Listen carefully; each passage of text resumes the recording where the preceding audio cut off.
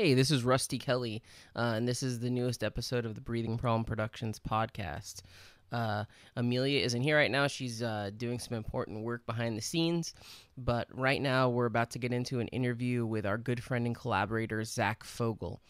Zach has a huge body of work under his name, and Breathing Problem Productions has been lucky to be able to have helped release a bunch of stuff from him in the last 2 years. So before we get into the interview, I just wanted to mention not all, but many of his projects, which are his solo project, Metarrhagia, Vaginal Mustard, SCR, Toxoplasmosis, Liver Chunks, Gastric Mucosa, Maggot Vomit Afterbirth, Postmortem Response, Shotgun Cock, Morgtar, Basic Torture Procedure, Carsooled, Ammonia, Relationship Goals, Goulash of Emetic Waste, and finally he recently did drums in Mental Abortion. On the last 2 7-inches, the drums were split between himself and Victor, our usual drummer. But I just wanted to, I guess, introduce Zach in that he has a huge body of work, and basically what we're going to be doing is in between the interview, after the fact, I'll be playing small clips from not all his projects, but many. So just as a heads up, you might be hearing the interview and then it'll fade out a little. I'll introduce the project and it'll play. So I'm really excited for everyone to hear this interview. I think it was one of the best we've done so far. So let's get into it. I'm Rusty Kelly, and this is the Breathing Problem Productions podcast. Amelia isn't here right now. She's off doing some important work. But right now, we're here with our good friend and collaborator, Zach Fogle. Rusty, how's it going? Good to see you. And also, we have Amelia and I's dog, Una, in the background. So if anyone hears a dog barking or moving around, that's who it is. There's like a little noise set in the background.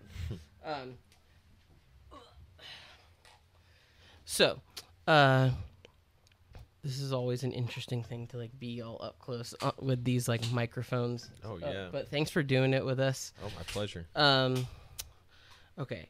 I've only done this a couple times where I interviewed friends. Like you said, you listened to the Dustin one. So, but really, it's just about having a conversation about like music and the things that influenced you in your life. Totally. So, did you grow up in Austin? Were you born in Austin? I was actually born in Chicago, Illinois. Oh, whoa. And then we weren't there for very long. Then we moved to Denver, Colorado. Uh-huh. And then from there, I grew up the majority of the time in Los Angeles. Oh, wow. I think from maybe 6 to 12. You lived in L.A.? Mm-hmm. Is it just your dad's work or parents' work? Or? Yeah, my dad worked for some credit card security company. Oh, sick. And we moved around a little bit, and then I was raised pretty devout Christian. Yeah. And my dad wanted me to go to a Christian school, so he heard of this place in town in Austin called Regent School of Austin. Yeah. And we moved out here, and then I think I started there in 3rd grade. But no, I'm originally from Chicago, Illinois. Is that where your family's from? It's kind of weird. My family from both sides, my mom and my dad are both from Hanover, Pennsylvania. Uh-huh. It's this really small, I think it's one of the snack food capitals of the U.S. That's sick. But they're from there. I visited there a lot. I really like it there actually because of the woods, the rivers, and all that kind of stuff. Yeah, totally. But no, of all the places I lived, I definitely like it here the most. Especially it's so cool to be able to. Before the COVID thing, be able to play a show, then be home in 15 minutes. Yeah, for sure. So L.A. is we both have bad traffic, but Austin isn't as horribly I guess sprawled out is the word. Oh, totally. Well, it's interesting. I went to Cassis Elementary as a kid. I think that's near Regents, kind of. I don't know if it is. Maybe But Regents is in kind of West Austin area, Tarrytown area? It's off of Southwest Parkway. Okay, never mind. I'm totally wrong. No, it's kind of tucked away, but it's big, fancy school. We got to wear blazers and ties. Well, yeah. What's interesting, I remember because I went to Catholic school for 6th grade, so my mom would always talk about different. She wanted me to go to like for a little bit. She wanted me to go to like a private school. Anyway, it's just interesting. But I always remember her saying like, well, that's kind of the more evangelical school, or that's like a little more conservative. I had like one friend I think that went there, but it's just interesting because I was reading this interview that you did in this webzine, but you were saying like musically, just in general, were you just kind of sheltered in terms of certain stuff? Like, were you not allowed to listen to certain music or what? I was very sheltered. Mm-hmm. Like, it started with, I developed interest in movies like a lot of people, obviously, mm-hmm. way early on. And, I was really, what was kind of weird is I didn't really get into music till kind of late, till I was mm-hmm. maybe like 14 or 15. I was wow. really into it. When I was younger, I think the first, sorry, I'm tangenting a little bit. No. The first band I ever really liked was Chumbawamba. Oh fuck and yeah! They do that the classic, the tub thumping. Yeah. And I think I was like maybe like 4 or 5, and I heard that on like a Disney commercial for Air Bud. I guess that was on the soundtrack. Yeah. I was like, man, that's something about this song. It's cool. Then I got into the Gypsy Kings, like that. They're like almost like mariachi stuff. Okay, yeah. But I don't know. But anyway, but yeah, I was when I started to get into kind of darker kind of stuff, specifically like movies. Mm-hmm. My folks definitely were like, okay, this is what you can watch. This is what you can't. Would you go to like Blockbuster and look for stuff, or how would you find movies in general? A lot of the time, like because I'm an only child. A lot of the time it was whatever my dad showed me. Okay. Well, did your dad like action movie? What is there any? By the way, is there any movies he loves? Or? He likes just wholesome stuff. Oh, cool. I think I know I remember when I was really young, in Colorado, my dad would take me to this natural history museum every weekend, mm-hmm. and I was like obsessed with like ancient Egypt stuff. Oh, sick! And this one time they had a exhibit with mummies. Oh, fuck yeah! And I was like, whoa, this is like dark and creepy and weird, and I'm allowed to look at it. Right. And then I don't know how it happened, but like I was introduced to Indiana Jones, and that like blew my mind. Yeah. And then I think there's I think in Raiders of the Lost Ark, at the end when they open the Ark, that dude, everyone knows the face melting scene. That was like the first introduction to like gore. I was like, whoa, because like freaked me out, but was fascinating at the same time. Yeah.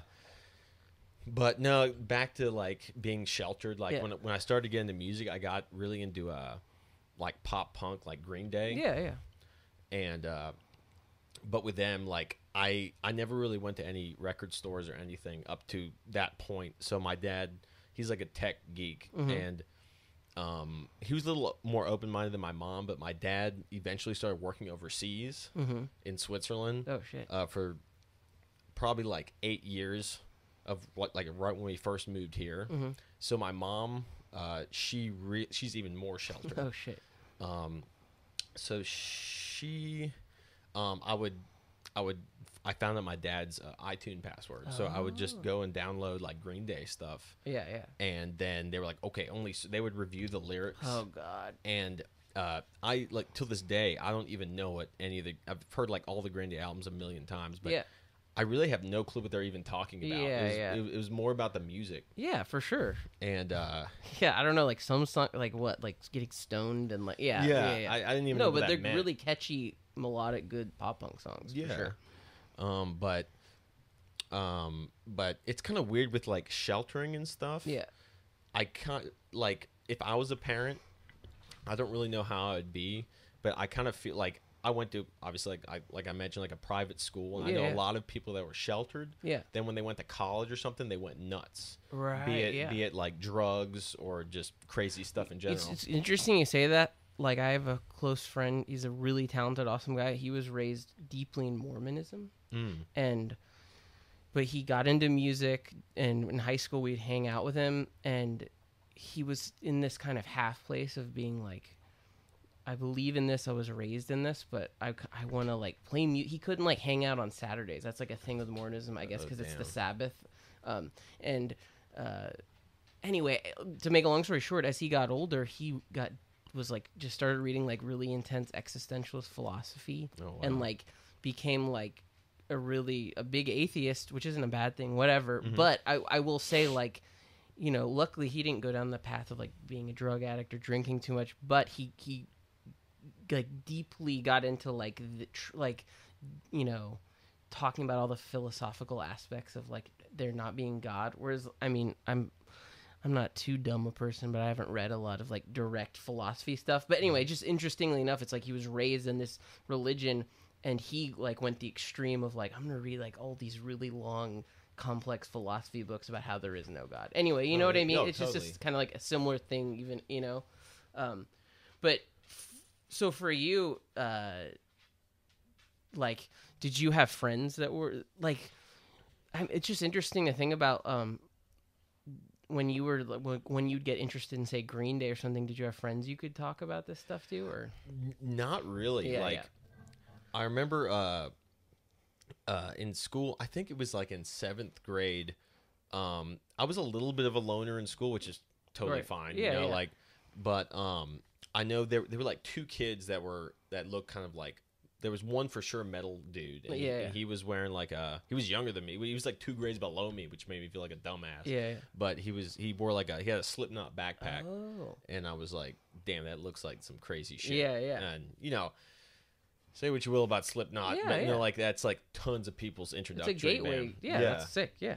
But and then I never really hung out with him, but I'd never heard of like anything like that before, and I looked him up. But then I had one other friend we've been friends since like we've known each other since like 2nd or 3rd grade, and he is like this like super mega knowledgeable guy about all sorts of types of music, and he what's funny is like right now like these days, like I'm into endlessly more extreme shit. Like he showed me Mortician, Oh shit. and back in 7th grade, that was like at that point I was like, oh, like that's like almost too much. Like Right, I don't, right. I It's can't kind figure of out. borders on like noise in a way to a certain degree. Yeah, it was obviously that Chainsaw Dismemberment Yeah. song, Yeah. and I was just like this is cool, but like this is just like too much. But Yeah.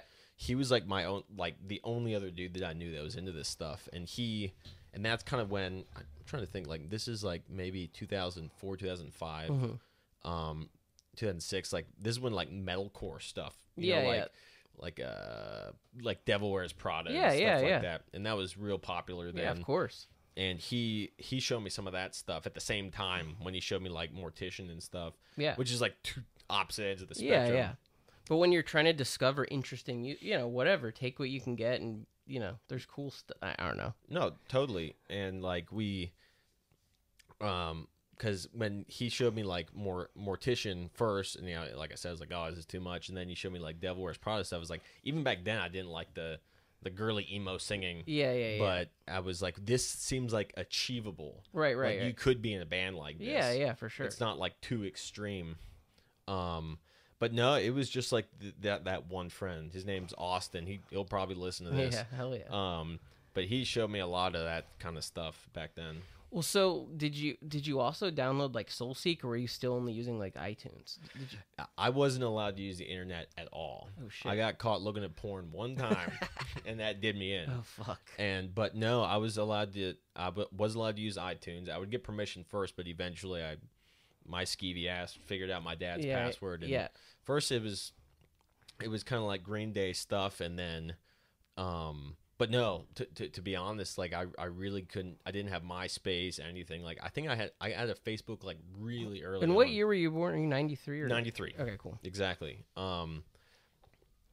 But yeah. Well, so as you get into like actual high school, is that when you started to find out?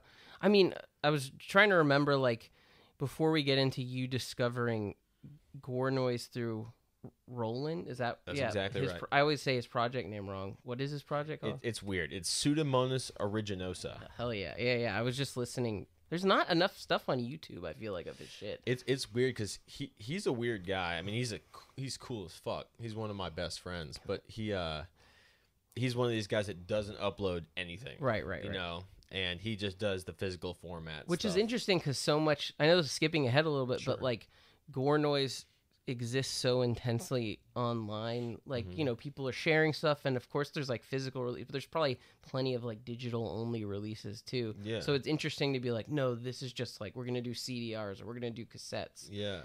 So that maybe explains why I was like on, you know, my gore noise YouTube. Oh, and I was yeah, like, oh, there's yeah. only like one thing weird or whatever. And the rest was like, of course, you Google it and it's just like actual medical information or something. Yeah.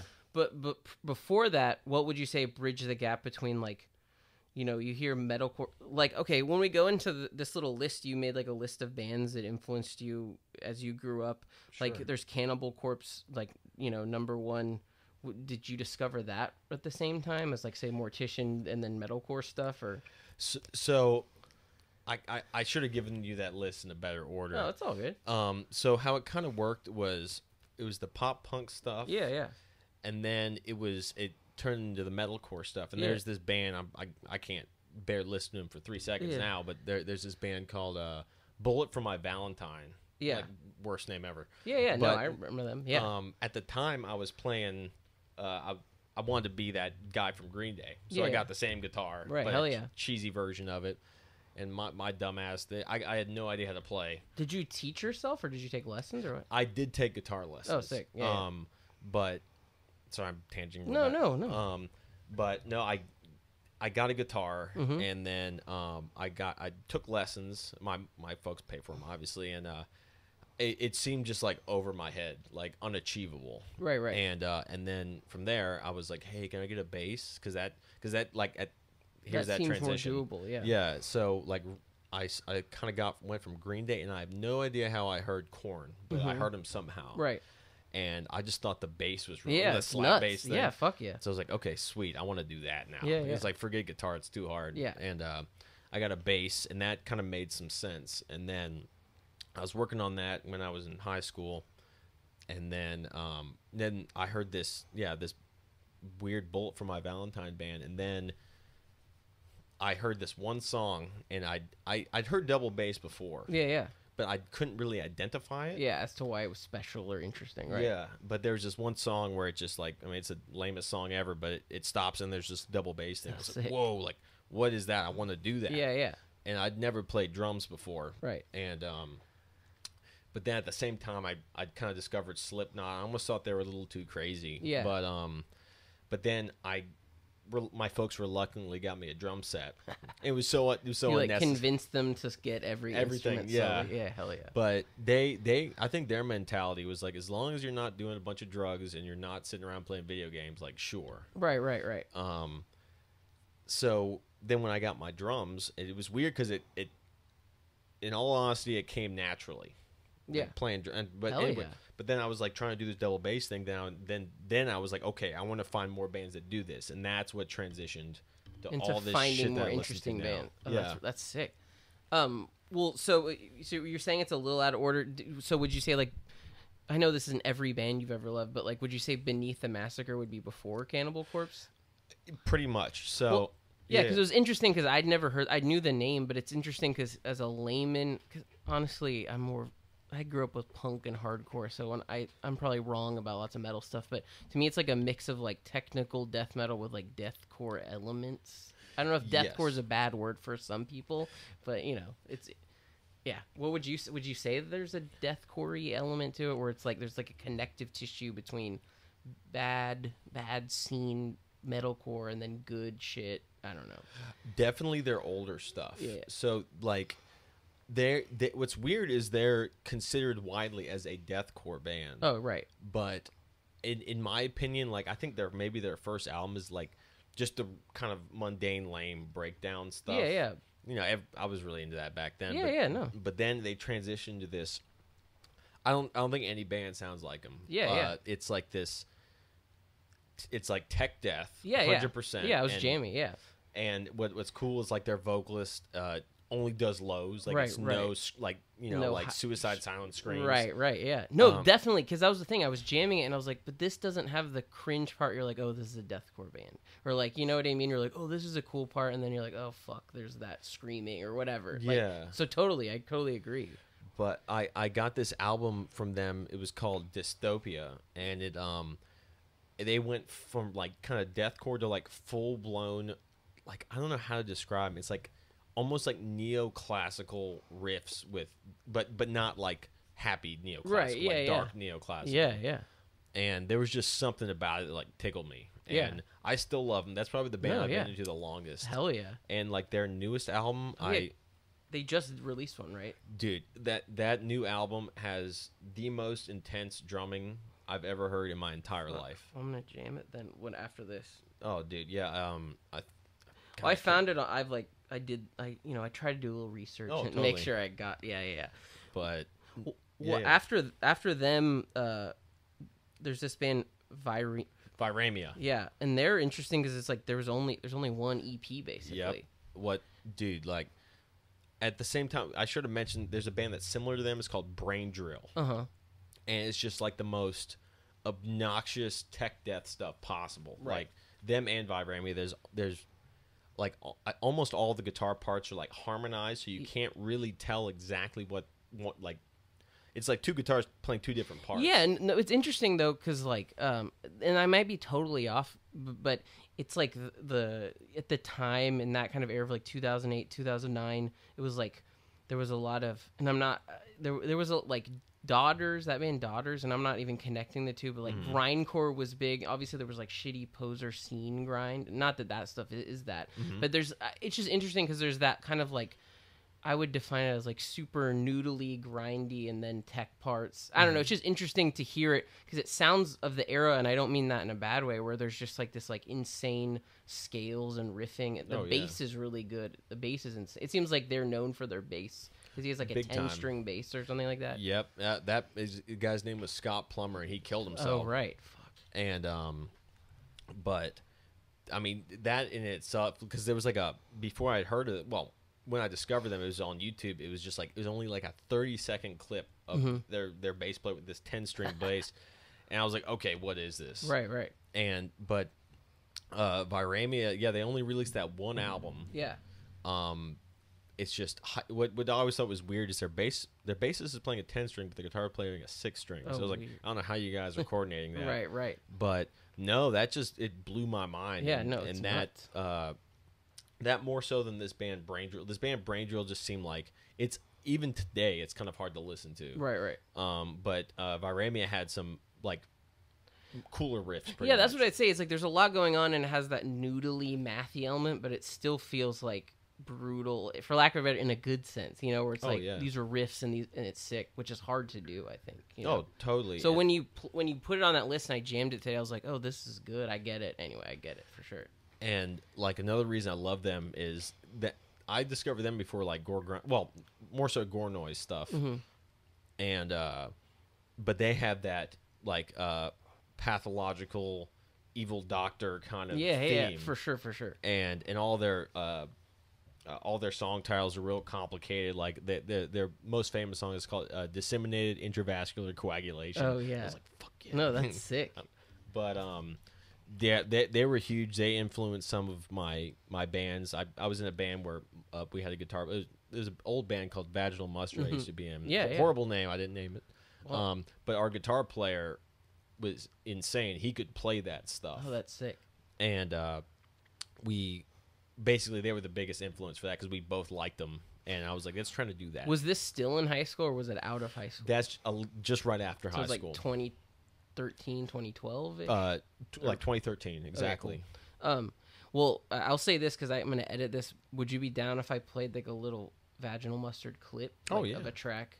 We can figure out the song later, but oh, totally. So right now we're going to play a Vaginal Mustard song.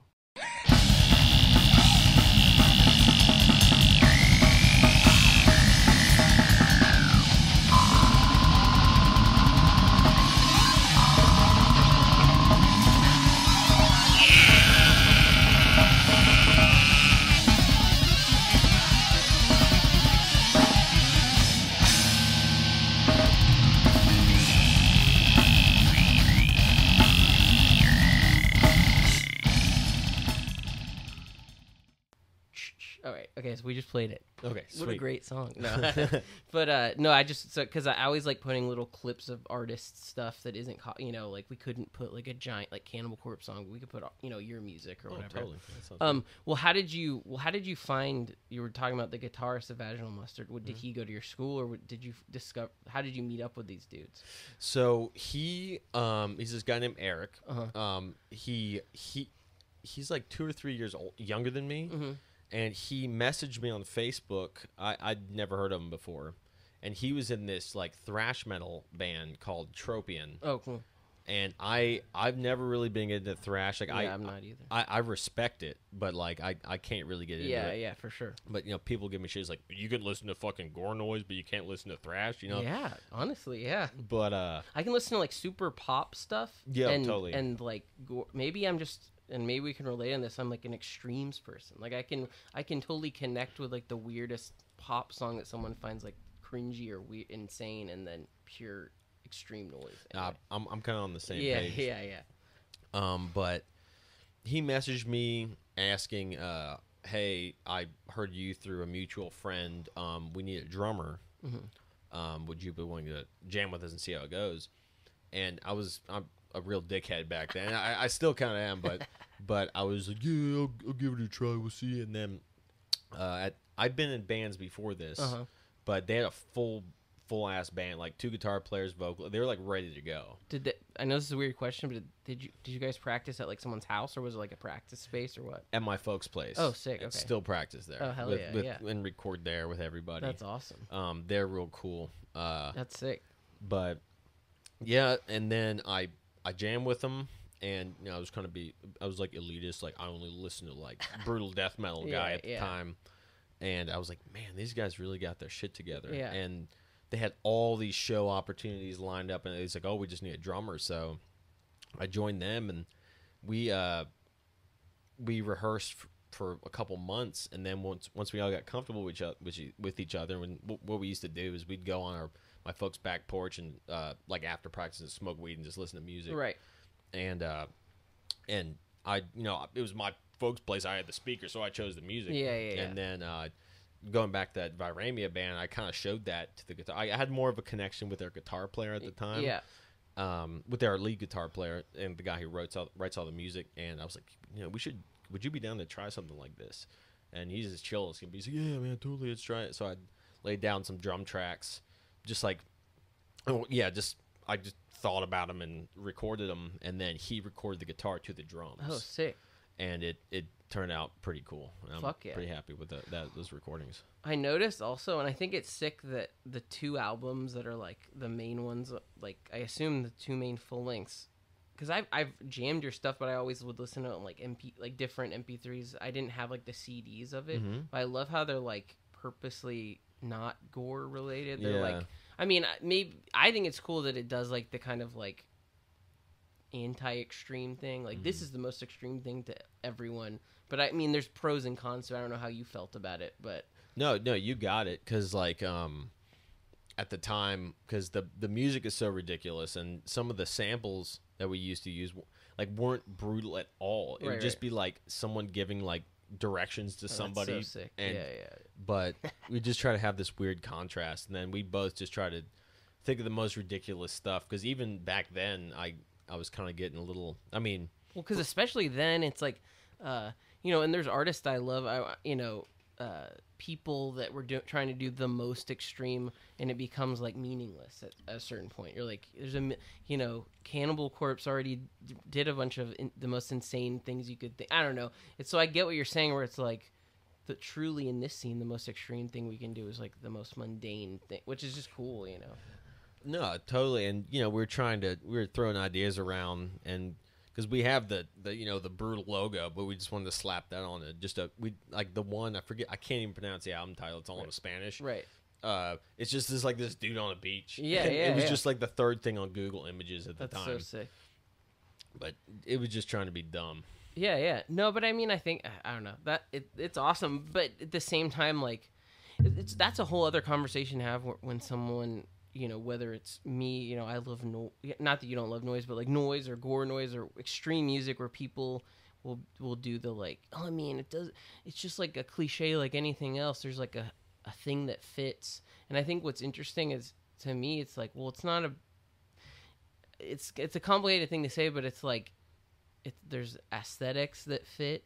There's like history to why I think something's interesting, and then there's that like part of you that connects to whether it's like a weird autopsy photo or finding an interesting image that's anyway. What I'm saying is, like, I don't know if you've heard arguments like this where people are like, well, look at Gore grind, look, it's all the same, it's just a uniform.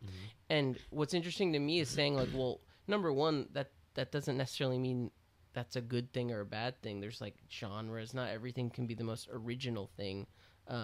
But when something fits, it fits. Anyway, you know, those kind of people that will just like argue with you to the dawn of time. I don't know. Totally. Where it's like, well, look, like power electronics is just a cliche thing about like this or that.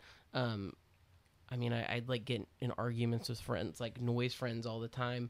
But anyway, what I want to say is, though, is like when you love something, actually it becomes beyond like, oh man, this just fits in this mold or that mold. It's just something you love. Anyway, even fast forwarding, like the Metaragi LP that Breathing Problem released, I love that image because it's not overtly obvious that it's Gore necessarily. It's like a guy's face that, I don't know, there's so many like maggots, it's like black. Yeah. That's one thing that I think is interesting too, is it's like, that's not even necessarily like, you know, an offensive image. Not that it matters or not, but to me, that's an example of like, well, no, Gore, just like anything else, whether you're painting a picture of like the forest, it's all about finding something that's interesting and like speaks to you. Anyway, you know what I mean? I don't know. And like people argue or say like, man, this has been done a million times, but to me, it's just about how it's done. Anyway. No, I agree, because it's kind of weird with like the Gore grind, Gore noise stuff, because like a couple different things. It's sort of like lots of people argue that, you know, for example, like if you weren't very well versed in Gore grind stuff, like if you listen to it's like old Regurgitate, old Dead Infection, old Last Days, like no one would be able to tell the difference. Right. Like just like a normal, like normie sort of. Right. Or not Gore noise listener. Right. But that's kind of the point. Is it's supposed to sound similar, because like I do this band with Riley, and this guy Josh. It's called Maggot Vomit Afterbirth. Yeah. And I don't know how those guys remember those riffs, because like, you know, we have like something like 20 songs now from our releases. Yeah. And you know, they're all structured and they all have riffs, even though, like, you know, even if I listened to it and I didn't know like our band, right, I would be like all the riffs sound very similar. Right. But that's like the point. This is one thing I've thought about on my own. It's like I don't know how to explain or justify that. Well, yeah, no, for sure. When you connect with something, when you love something, I don't know, that kind of argument of like, it's like, dude, nothing's original. Everything has been created. You know, don't worry about like what you think is good or bad. Like, there's people that have been playing like traditional jazz forever, and they keep doing it, or free jazz or whatever, and they love it and it fits within a genre. But I think it's just the classic thing sometimes of people being like, I'm not offended by this, and in fact you're like just another sheep conformist and whatever. And it's like, dude, none of us are worried about it. We just want to make art and like just leave, whatever. Anyway, I think, kind of talking about myself, I just want to say what's interesting for me is like, I was a kid who got into punk. I was from Austin. I'm like the opposite. My mom was like, grew up like in a kind of intellectual. My grandfather was a professor at UT. He won a Pulitzer Prize in the 60s for history. But she in the 70s was like a punk. And also like a groupie, kind of loved like big rock stars like The Who, and she'd hang out with all of them. But she was like part of the Austin punk scene.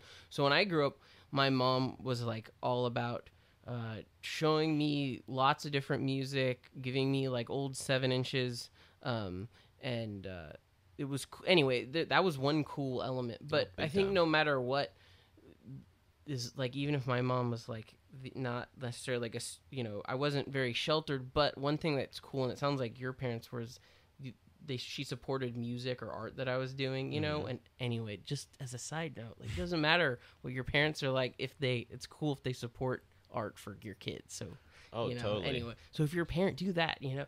But I think but anyway, I got in like punk and then hardcore, and I think I kind of got it. I, like most people, I got into black metal and noise and stuff. But for the longest time, I truly didn't connect with, say, like death metal.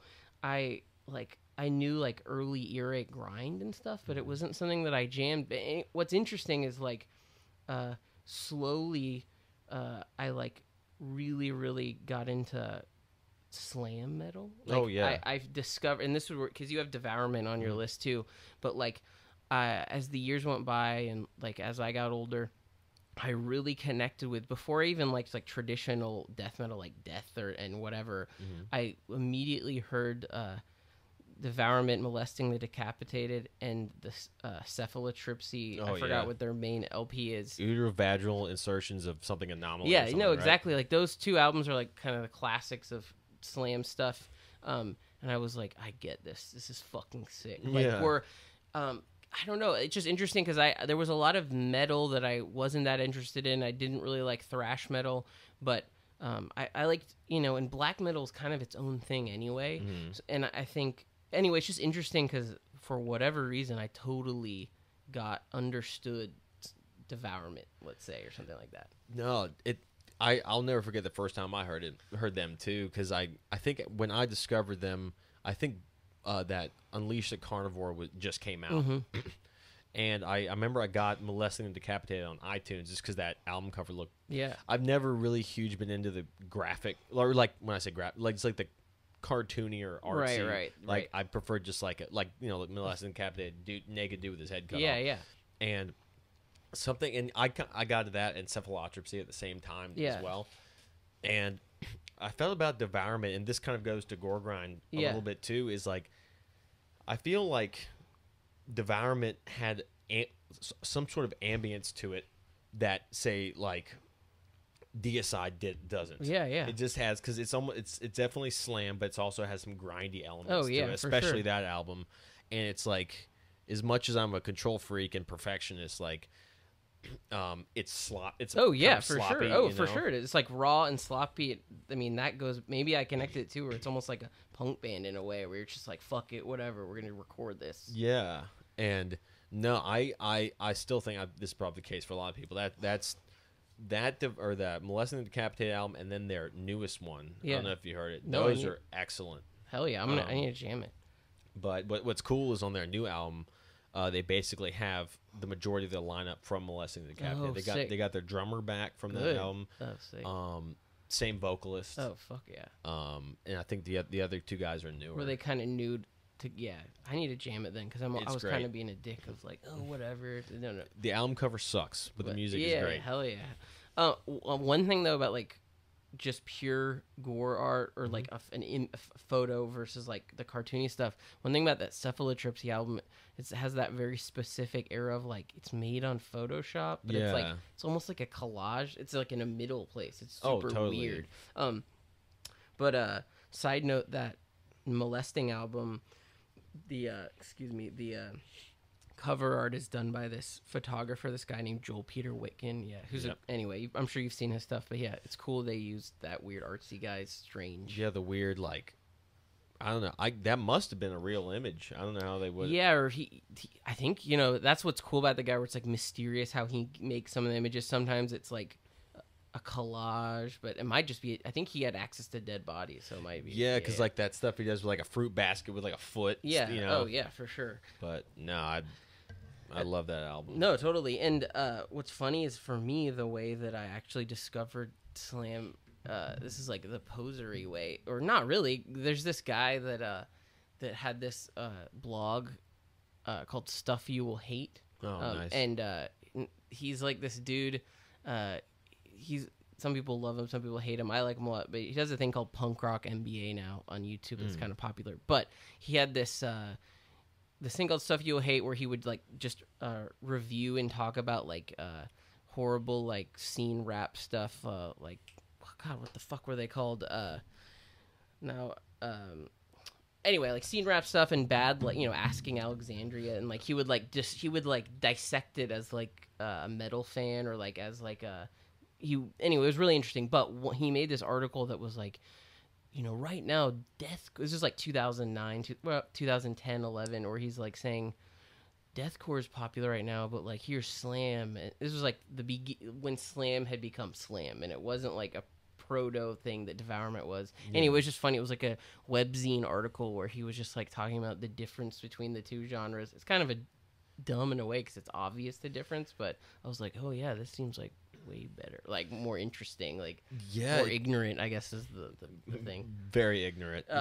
But I guess well, like, okay, so when you were doing Vaginal Mustard, were you aware of like I assume you're aware of like Last Days of Humanity and Regurgitate, or were you not? Were you into them at the time, or?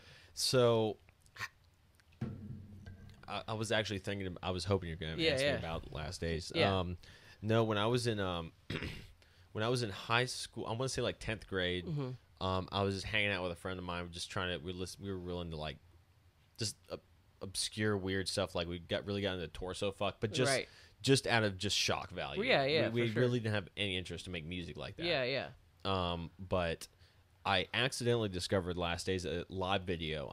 Forgive me if I pronounce this wrong, but it's like a 30-minute video. It's like with a night vision camera. It's called Live in like Nimjin or something. Okay. And I couldn't understand it, and like especially with I never heard pitch shifted vocals before to that point.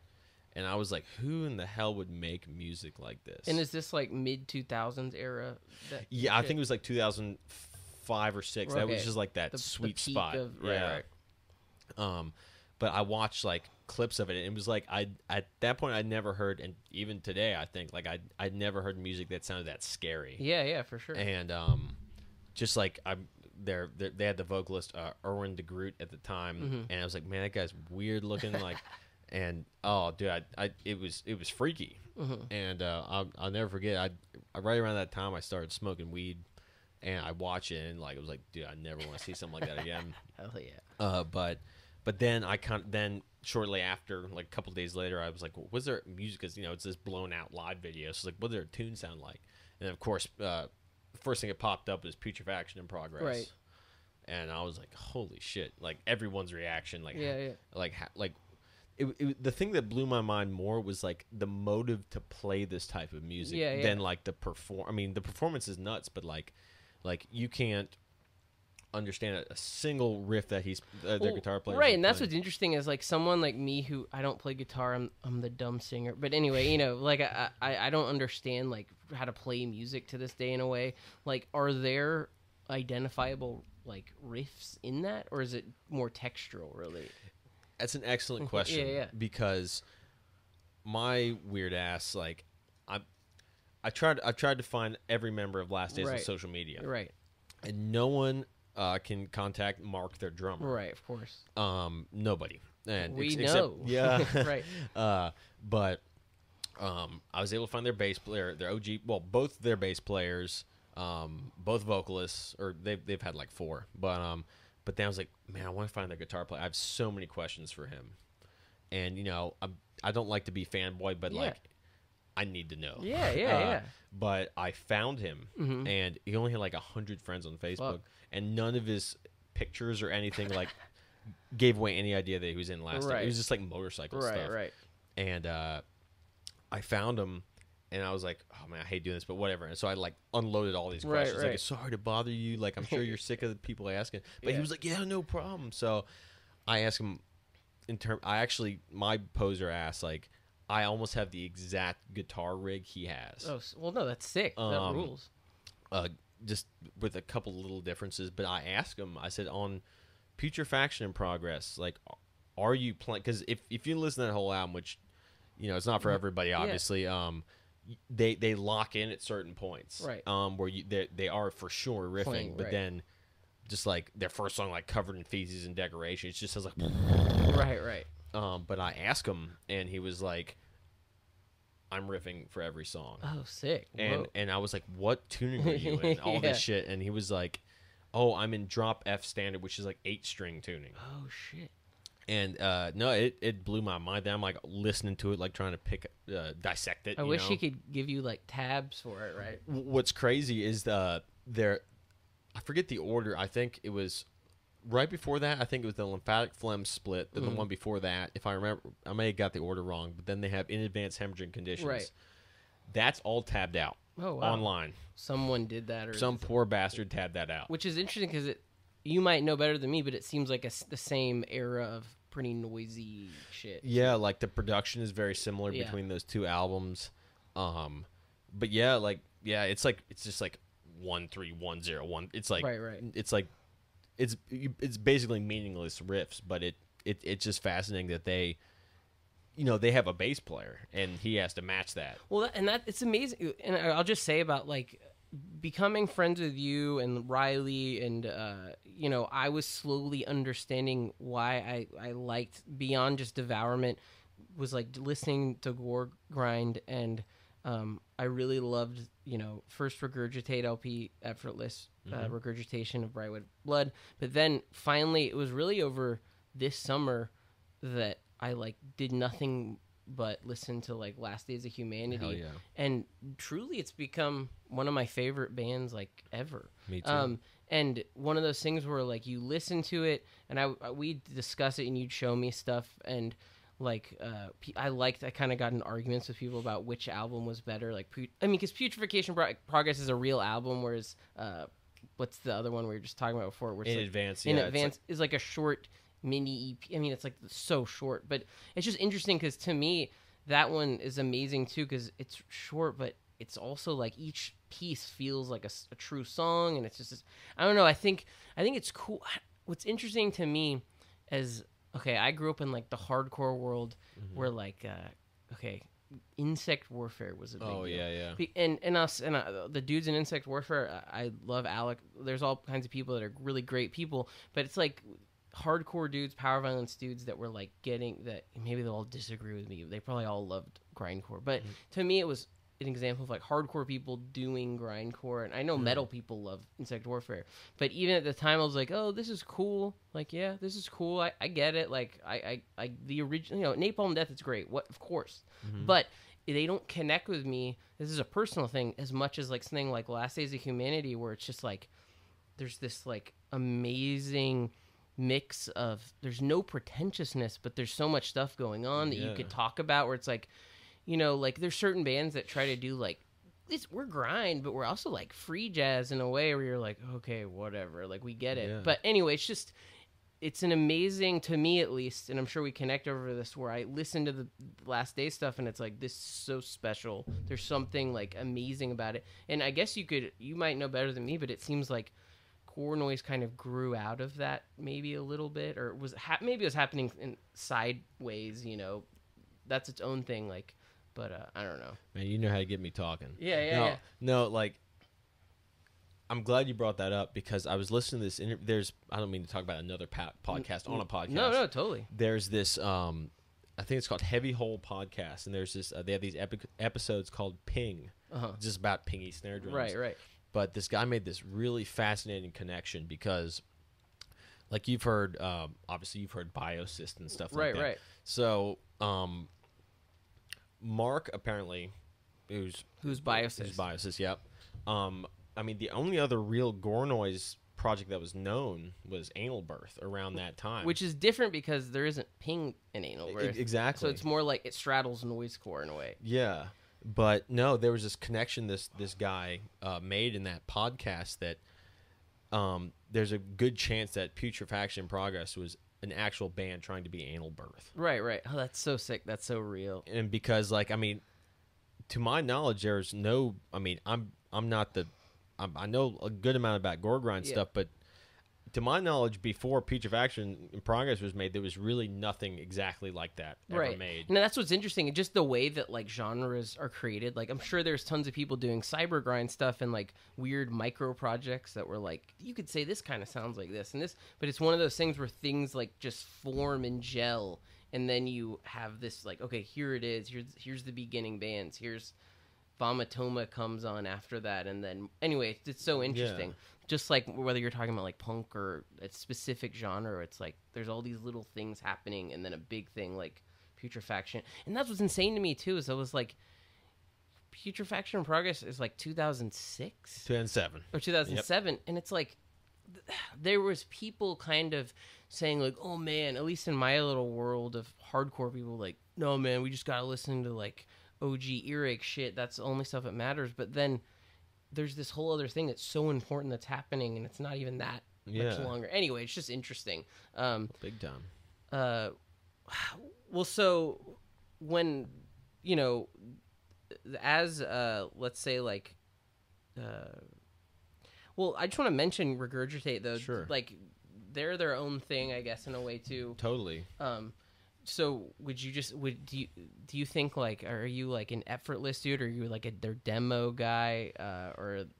No, that's a great question. It's weird. I kind of got into Regurgitate after Last Days, because when I first heard them, I thought, I forget what I probably heard like Sickening Bliss, and I take all that back. When I was going on a stealing from my parents' iTunes spree, I accidentally got the Pulsating Feast off of Carnivorous Erection, by them which was released in 2000, and I was like, this is like boring as hell, and I thought the vocals were weird because he's doing this like pitch shifter and then doing screams on top of it, and it sounded like a I don't know what, like a quacking kind of thing. And I was like, oh, this is lame. But then I just saw people posting after the next couple of years about how amazing they were. And I was like, and like people's influences, I love that stuff for like bigger gore grind bands. I was like, okay, I need to check them out. And then I heard that Effortless Regurgitation one, and at first, again, I kind of thought it was boring. But then it's kind of the same principle with like, almost like it's not ambient in any way, but it has this like ambience. Then same question that I had for Last Days. It was like why would you want to play like 50 songs that all sound the same? But at the same time, like, you guys got it on lockdown. Like, it's not improvised. It's obviously they're doing something. But just mainly they became of interest because of just the drumming. Like, they call it, people have different definitions of the D beat. Right. But it's this weird, I can't even describe it. But I was like, man, like, because I've heard other bands using that beat. Right. And I was like, okay, I need to learn. And it took like way too long to figure that out. Right. And I'm still working on it. But then when I got that beat down, I was like, okay, now I can get into this type of stuff. But I think their riffs are really cool. I think their impact on just like the gore grind community is really cool. Yeah. But I think it's interesting to me that like a band were like, oh, this demo and these albums are pretty good, but then it becomes less interesting as it goes. Whereas like interesting, I mean, I think in a way like true classic Last Days of Humanity ends at a certain point. Totally. And I'm sure most people agree with this. Like, the version that exists now is not really the same band. It's kind of... No, it's really cool, their transition, because like I would say as a consensus, their Hymns of an Indigestible Separation, that's kind of considered their best one. Yeah. And what's kind of funny is there are parts of that my nerdy ass like got a metronome to see which was their fastest album, and that one's actually fat. Their blast and that one are actually faster than Putrefaction Progress. That's so sick. But that's more traditional gore grind style. Yeah. And then it becomes kind of its own thing as the 2000s, or they're like creating this gore noise kind of sound. Yeah.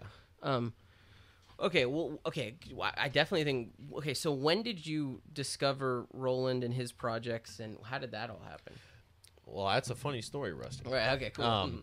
So, in 2013, I think 13 or 14, I was a big... I don't know if you've heard of Cemetery Rapists before. Yeah, of course. But I was real big. When I was doing this vaginal muster thing, I was really getting into the porno grind thing. Mainly because it just seemed fun. Yeah. And record like a demo, and then I guess somehow Clay from Cemetery Rapist, like I can't remember, discovered it, and then He's like, hey, do you want to do like a split? I was like, well, yeah, dude. You're like the biggest name in that genre right now. Yeah. And that's that 3-way split thing, right? And then last minute, this other band hopped on called Deflowered.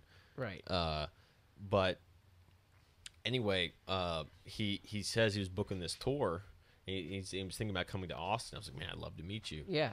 And love to play a show because he was touring with his Deflowered band, so we're basically doing a 3-way split live. And was that the show? I DJ that That's show the that one. Johnny booked, I still right? got the flyer. Hell yeah. I have it in my room. Yeah.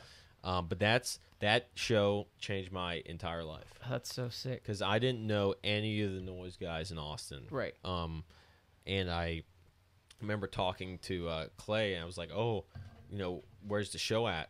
And he's like, oh, it's this place, Chain Drive. Which, by the way, is a sick gay bar that's not around, but they were like, I'm some random dude, but it seemed like a cool fucking real bar, like an old school real leather type bar kind of place. Totally. And I remember I was like, and Clay's like, oh, I was like, dude, is there any way we could hop on that show? And he was like, yeah, message this guy, and he sent me a link to Johnny. Hell yeah. And I was like, who the fuck is this guy? I like looked through his pictures. I'm like, okay, this guy seems interesting. Yeah. And at that point, like, I had listened to basically no harsh noise. Yeah. I think I heard some band in like middle school called Stimbox. Right. Oh shit, weird. And that was like, I was like, fuck this. Like, this is dumb. Yeah. But I was like, yeah, okay, whatever. And I messaged Johnny. I'd never heard of him, and I was like, hey, do I need to bring like drum mics and all this stuff? Yeah. I think it's gonna like, be this dude. yeah. Right. And he was just like, I don't care. Yeah. But it all worked out. Then we got there, and dude, that's what all the great dudes were there. You were there, though I didn't meet you then. Oh no, yeah. You, Johnny, Fritchie, Jeffy, Roland. That's so sick. And it was like, when we got there, like Roland, like he was one of the openers, and I'd heard of Gore Grind, well, obviously, but I more specifically Gore Noise before, but I was just like, this is silly. Yeah. But then I saw him do it live, and there's a video somewhere on YouTube of him doing like it's like 30 seconds, but of that set of his set. Yeah. He was like he had this like weird gimp mask thing. What was funny is like you could barely like do the vocals because of the but it truly blew my mind, and I almost like it was so weird, and it blew my mind so much I wasn't even like, usually like most people like us performers you get nervous before our set, but that I was just so locked in. Well, hell yeah. And then and we were performing as Vaginal Mustard, obviously, and our dumbasses, I spent so much money on merch, so we had this area for the merch, for everyone's merch, but we took up like the whole table, and Roland had like this little shoebox on the end. And then after the show, after Vaginal Mustard played, I went up to him. I was like, dude, like can you explain what you just did? Yeah. And he didn't really want to talk, but I was like, do you have any merch? Yeah. And he had like this like shirt, I still have it, that it's like an iron-on image. Sick. And he ended up getting a pro shirts made of that image, and then I was like, at that point, like I didn't own a single cassette tape. And he was like, here you go, man. And he had the shoebox, and I gave him like $30, and he just gave me a stack bunch of of stuff. shit. Yeah. And he gave me tapes. I was like, man, how does this even work? And I bet like some of those tapes are like there was probably only a couple, 20 or 50 or I don't know. I'm just saying. Yeah, no, I mean they didn't even have jewel cases. He had a rubber band around the art. Sick, that's nuts. And I just remember like the next day, I popped those in. And I couldn't figure out how to work the tapes. Yeah. But it blew my mind just that like someone specifically in town that I had never met does this type of stuff. Yeah.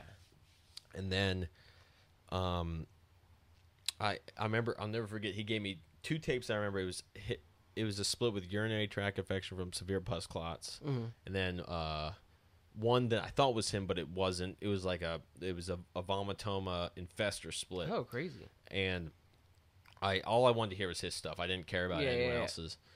And I was just like, dude, this is so cool. And I tried to, like, I didn't have any his contact. Yeah. So I found him on Facebook. It was like, hey, like, I at least to this point, like, I'd never been so passionate about something that I'd seen live. Yeah.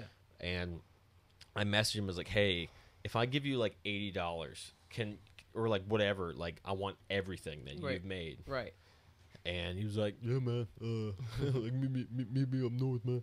And I drove up to this bar that was like right next to his house. Whoa. And he sold me everything. That's so sick. And no, it's I still like. Which is cool, by the way, like to someone be cool enough to do that, where you like meet someone, because I don't know, some people, even maybe me, because I'm a fucking weirdo, I'd be like, sorry, I'm just gonna mail this to you. Oh, right? yeah. To be a cool enough guy to be like, yo, let's meet at a bar, and Yeah, I'll talk to you about whatever this shit is or what this cool stuff. Yeah, and like kind of like obviously at the show he's looked like a Gore grind dude, but then when I met him, like I almost couldn't identify him because he's wearing these like fancy shades and this weird shirt and these big shoes. Oh, hell yeah! And at first, like, you know, I would have been the same way, like, who is this guy? You know, kind of skeptical because he's a good bit older than me. But after a while, like when I got his stuff, I listened to it nonstop, and I eventually got to the point where I was like, dude, let's jam sometime. Yeah. Oh, sick. I mean, it took a while to talk him into it, but now, I mean, we jam on the reg. It's been like 6 years, something like that. And where it's just like he likes to play, because he doesn't really make projects anymore, does it? No, he has. Well, he kind of restarted a little bit. Yeah. So his main project was that Pseudomos Originosa. Right. For whoever's listening, it's really good. Listen to it. And then he does this one called Hemorrhagic Pyrexia, which is sort of like Anal Birth Tribute, but with more like liquid vocals. Oh, sick. And then he does this one called forgive me, Roland, if you're listening, if I get this wrong, but it's like Munchausen Engineering Ensemble. Oh, sick. That sounds right. Yeah. And it's like I think it's like harsh noise power electronics. Right. It's nowhere online. Oh, sick. I actually helped him print out the art for it recently, then he does this project called Menstrual Vomit. Oh, sick. That like he doesn't post any of this stuff, and like he, in terms of packaging, like cool stuff like you guys do. Yeah. He's way up there. Like he does, like he did this Menstrual Vomit release. It's a mini CD that's in a maxi pad. Oh, sick. And but he has like just a little touches. Like he has a little thing the CDs clip on. Oh, he like fuck. glued that, and then he covers it in blood. Well, and I mean, I think that's what's cool is like. All right, 1 second. The dog's stuck in the bathroom. Hold on. Sorry. No, you're fine. I really gotta pee too. Oh yeah, dude. All right.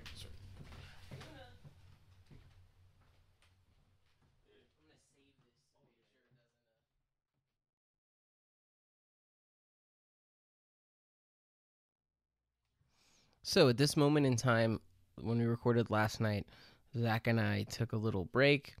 So I wanted to use this time to play 4 or 5 different artists that Zach has either talked about, projects he's done, or will talk about later in this interview. So it wouldn't be as awkward with things going in and out. I guess the conversation wouldn't get cut off a bunch. So let's begin with Zach's main solo grind project, Metaragia Breathing Prom, released the LP of this a couple months ago.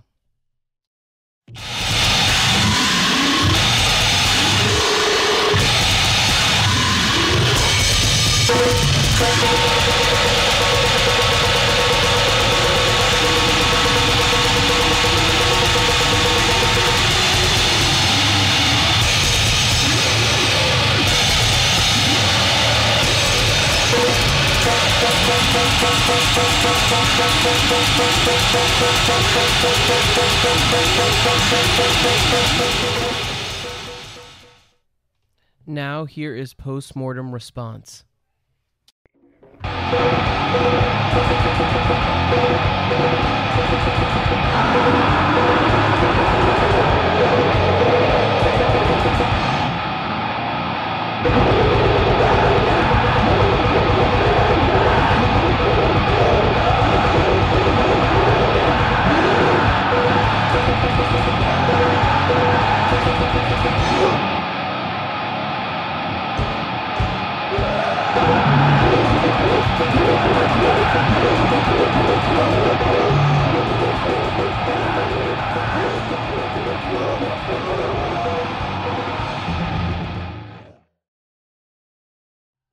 Here is SCR.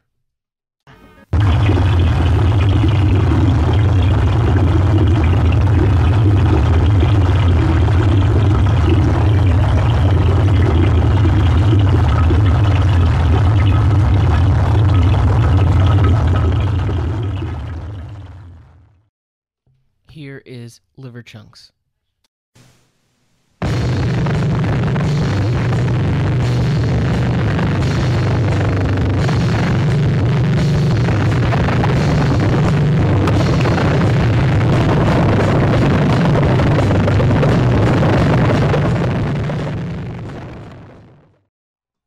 Here is Shotgun Cock.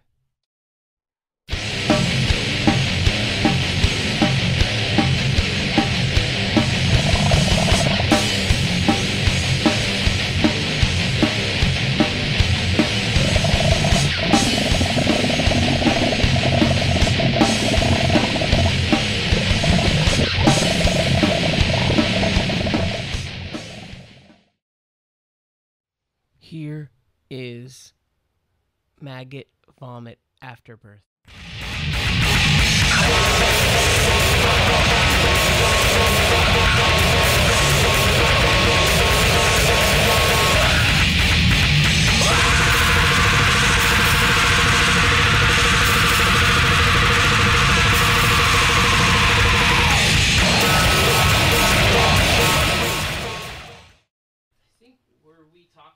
We're talking about Roland's projects. You're talking about how you jam with him to this day. Like, we don't have to. We can edit this out. We have to. But I remember you saying maybe he wanted to do something for BPP. I mean, I'm always down.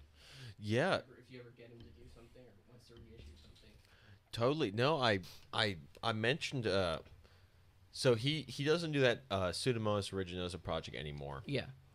And I always told him, like, hey, if you need like a safe, chilled out place to record anything, like I got the drums, I got all the gear. Yeah. You just come over and do it. Yeah. And what's funny is, I mean, we talked about a split in 2013, and it still hasn't. Right. But he's got a lot of stuff going on. He has a daughter. Right.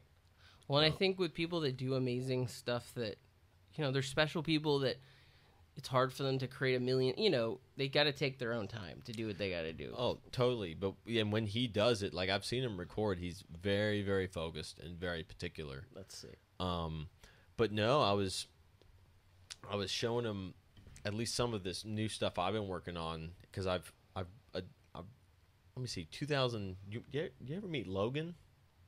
I know he is. But yeah. He gifted me a 4-track, a Tascam 4-track. And that just changed everything for me, and now I have a couple of them. But I showed him some stuff that I made with a 4-track, and I think that may have got his juices going to record some new stuff. Maybe I'm not totally sure, but we record some. He recorded the drums, and then laid down some bass for some new hemorrhagic pyrexia stuff. But our schedules kind of conflict, so it'll happen when it happens. It'll happen. It'll happen. Anyway, I'm excited for anything that whenever, even if it's like whatever years from now. But me too. But okay. Well, beyond that, I mean, do you think?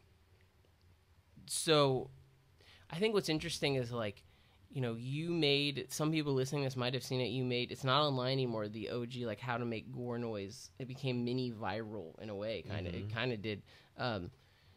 When was that, like 2014 or 15? Do you remember when you made that one? It was either 2014 or 2015 or 2016. Okay.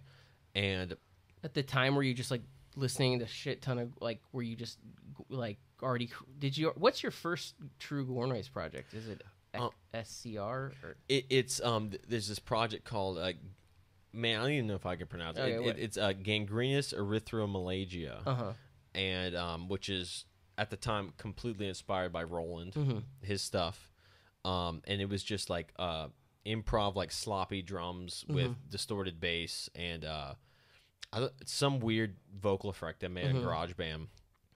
I did that for a while, but it was weird. Like I didn't really know what I was doing, and I was just kind of testing the waters. And I just pumped out release after release and release. And what was kind of funny is I always wanted it to sound like it was recorded on a 4-track, but I didn't have one. So my dumb ass got like a shitty tape recorder and put it up to my speaker. Oh, sick. And just like played it onto there. Right. But no, then I got going on that. Then I wanted to make something more extreme, so I did the SCR thing. Yeah. But no, the How to Make Gore Noise video, fortunately, back then. Now, I still am not the most organized person, but I never backed up any files or anything like that. But I think they got like 20,000 views or more. Or I remember seeing it, and I probably knew who you were, but I didn't know. You know, I always heard your name through when everyone would be talking to you. Anyway, I saw it randomly, so you know. But I don't even know where I was going with it. I think I was just really stoned, and I have a GoPro, and it just got inspired to do it. Well, I think it's cool because it's like it kind of showcases that, like, I mean, just you could make like say like how to make a harsh noise like thing, but it wouldn't work as well because I think what is interesting is like here's these layers, here's these like, you know, with harsh noise it would be like get some pedals and a contact mic, and it wouldn't be as interesting. Whereas like if you guys haven't seen it, you know, he shows like here's make, you know, a drum loop, you know, make like a distorted bass fucking texture slop thing, and then do like pitched vocals. And by that time you had the like purple, I always call it the purple pedal. Oh yeah, the Digitech Vocal 300. Now, I think at the time I just acquired like all the popular ones. Right. And anyone that's listening that's into Gore grind, these are the ones you want. If you want to have good Gore grind vocals, in my opinion. Yeah. First one's the Boss PS5 pitch shifter, which is that the red one? That's the whammy. Okay, yeah. Sorry. It's a little blue pedal. I've actually never used it on the record. Well, actually last night I did, but Roland introduced me to the Digitech whammy. Now there are multiple versions of it. I originally got this newer, like beefed up one, and I remember when I got it, like I heard Pseudomonas, and he had those water vocals, and I was like, dude, that's so sick. And I was like, how do you do? He's like, man, it's that whammy pedal, man. I was like, all right. So I got one, and what I didn't realize is like, sorry, I'm tangenting again. No, this is sick. What I didn't realize is like, I thought I could just yell into this and it'd be bubbles. Right. But I was like, no, you actually have to have a technique. Yeah, dude. And but you've developed the technique. It's insane. But it took a while, but now it's sort of second nature. Like at first, it was very uncomfortable to do. But yeah, so there's the whammy. So I ended up getting the same one Roland had, which is this early 2000s model. I don't remember what it's called. Well, I ended up buying. Side note, I like personally using that more than even the purple pedal. The purple ones, the Vocal 300s, it's a little overwhelming. Yeah, I think that's the issue, really. And it's kind of it's just weird to program. It's awkward. Yeah. You've got like a learning curve with it in a way.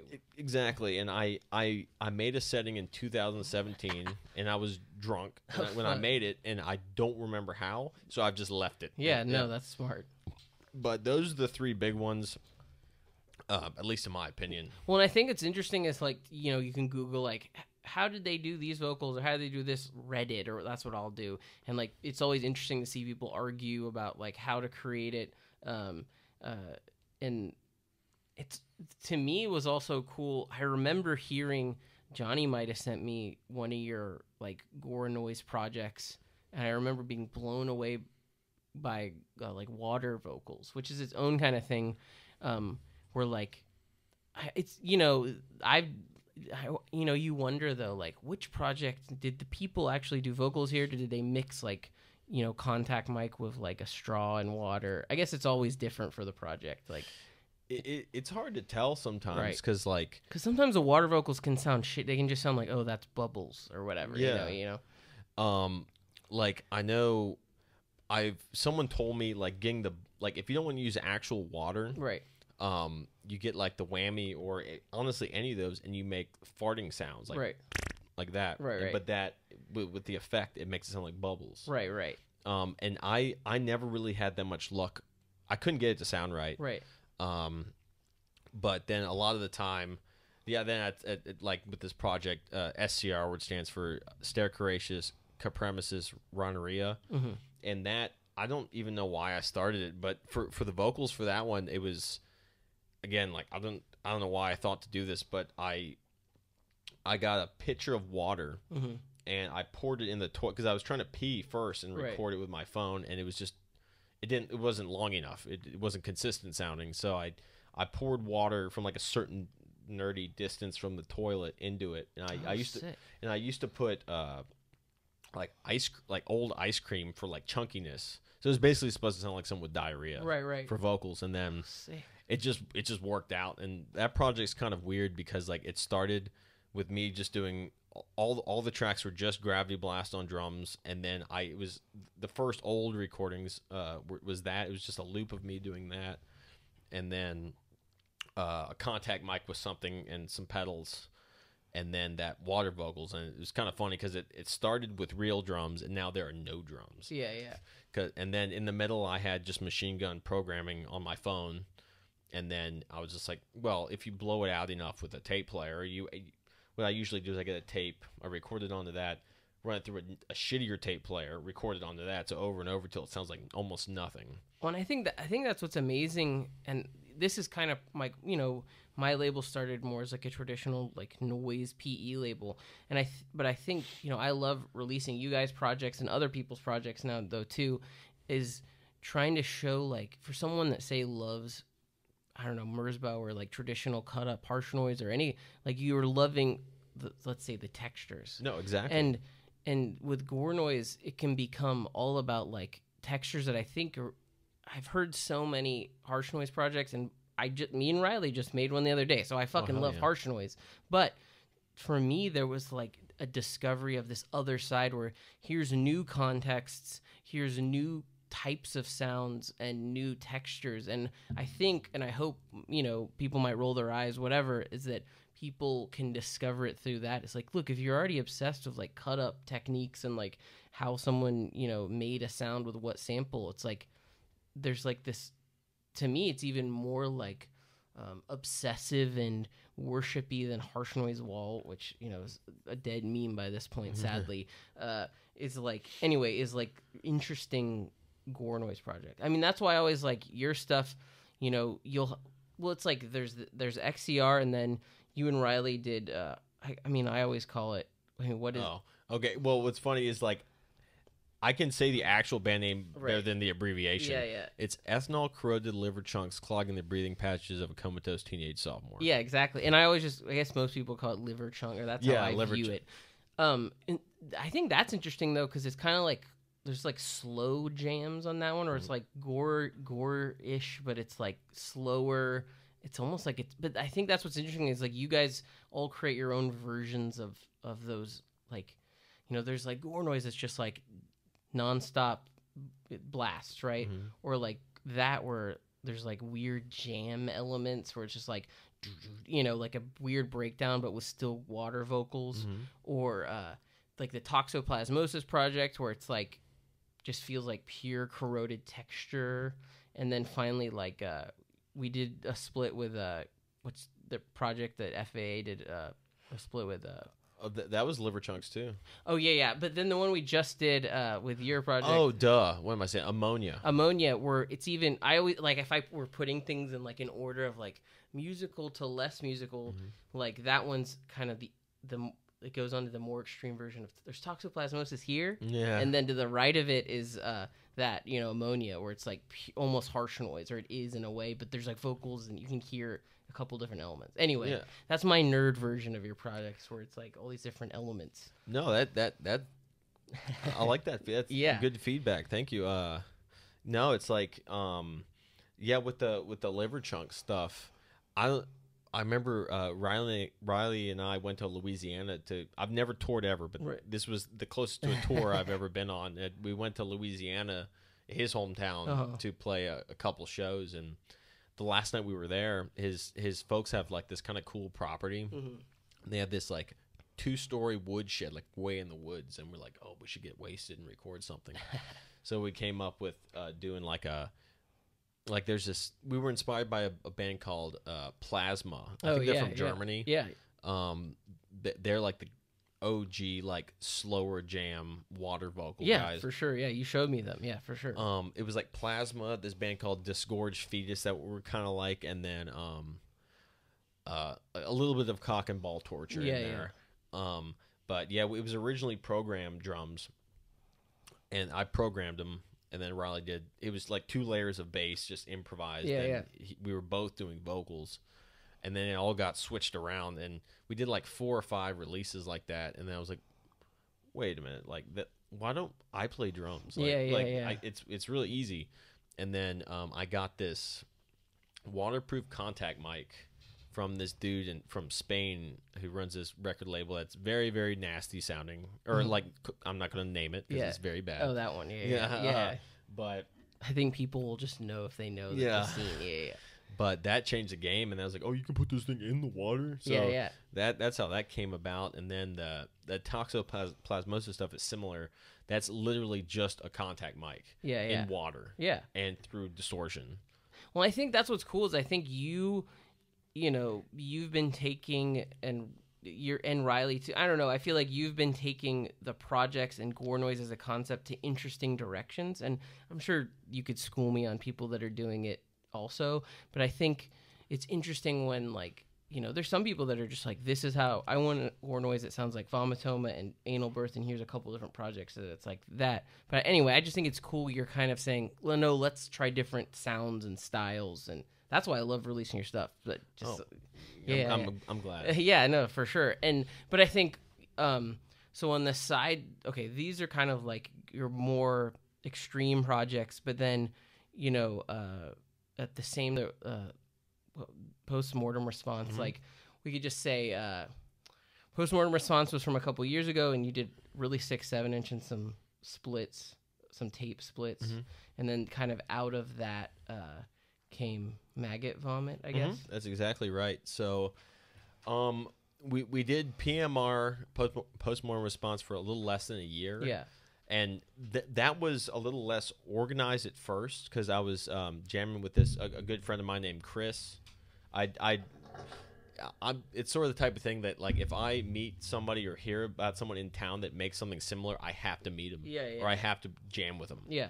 So I met this dude, Chris, good friend, and he came over, and it was just going to be him, his partner, and me in post-mortem response. Before he came up with a name, he had one demo that sounds nothing like our project, stuff. And then Riley just happened to come hang out, and he was like, "Oh, why don't you play guitar?" Yeah. And so it was just kind of an on the whim thing. And then we kind of had a little bit of differences. And then the COVID thing definitely didn't help. I would say if COVID didn't happen, PMR probably would have still been around. And then we did a 7-inch that from out of the true demo, I guess you'd call it. But then you did the split with who was the band? Born Backwards. Yeah, hell yeah. And they're not around either now. Oh, weird. So that's like a dead. Yeah. Well, and then Chris is in gastric mucosa though. Yes. Which there's a 7-inch with mental abortion that's coming out, which I have test presses up to give you. Side note. Hell yeah. Thank you. No, I'll get to gastric mucosa in a sec. But I've a good amount to say about that project. But no, and then in the COVID and PMR kind of stopped, and then Riley was like, "I'm not going to do a voice impression of you, Riley. Don't worry." But he's like, "Hey, like, if I program like an album, can you record drums for it and just like learn the parts?" And I was like, at first, like I've did that with my old thrash band. And I was like, okay, whatever, I'll try it. And he knows because we've been working together so long, he knows my skill level, and he's an expert drum programmer. Oh wow, I didn't even know that. Amazing drum programmer. And then he sent me like a demo, and it was like 10 minutes. I was like, damn, okay, I guess I'll learn all this. And it was like definitely not easy stuff, but he, like I say, he knew my skill level, so I was able to pull it off. Yeah. And then we recorded the CD. Yeah. And I'm very, very happy with that. Yeah, I'm very impressed with Riley because like he's a very focused guy. Yeah. And he has all that shit memorized. All those riffs, it all sound similar because, like kind of like we were saying, like it's supposed to sound all similar, but at the same time, it's like it's locked in. He understands it fully, and he really gets it. And he's like one of the few people like you that really is serious about this type of stuff. Yeah. And then just for fun, on that CD I had a friend of mine play bass. He doesn't even like Gore grind. Right. He's just shout out to Blaine. But then we released that and had some pretty good feedback. And then I don't know if you've heard this band Active Stenosis. Yeah. They're amazing. Yeah. They're from Russia. Yeah. It used to be a one piece or just one guy from Greece, but now he has a full band. Hell yeah. And they're one of my favorites. And they got that Last Days guitar tone. Yeah.